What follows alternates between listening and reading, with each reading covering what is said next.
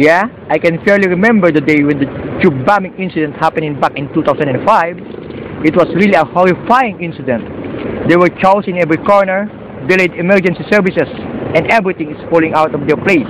And to tell us more about this, I have invited here one of the July 7 bombing survivor, Miss Yancy. Good morning, Miss Yancy. Good morning, Miss Yancy.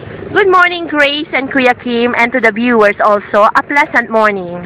Yancy, can you tell us more on what really happened on July 7? Where were you during that incident when bombs exploded on underground trains between Aldgate and Liverpool Street stations, Russell Square and King's Cross St. Pancras stations, and Edgware Road and Paddington stations?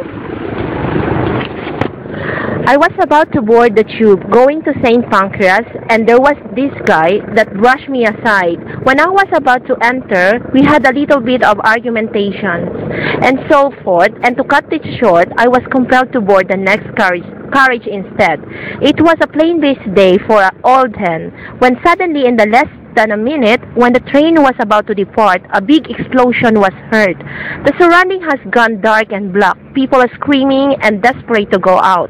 It was a total chaos and really a dreadful experience for me. I almost felt I was in hell. Emergency lights were everywhere, and you hear sirens ringing like mad. It was an absolutely terrifying scene until the next minute, I woke up in the hospital without my legs.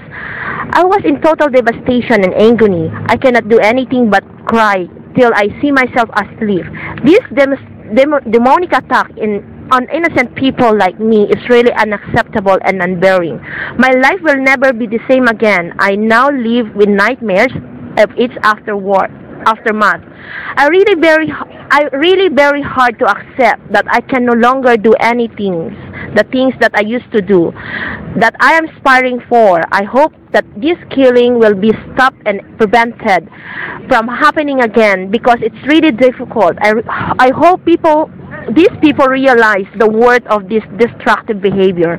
As of today, I'm only getting strength to go on from God and the people who loves and cares for me.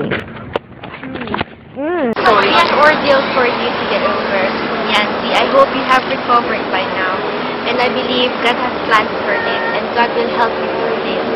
Anyway, thanks for sharing your experiences with us.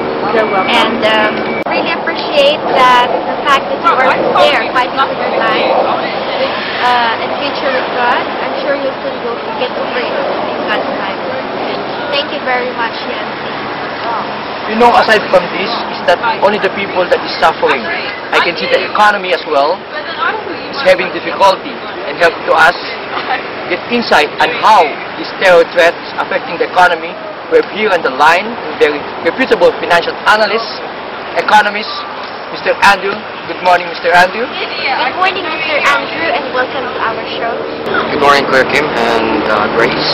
It's my pleasure to be invited on the show.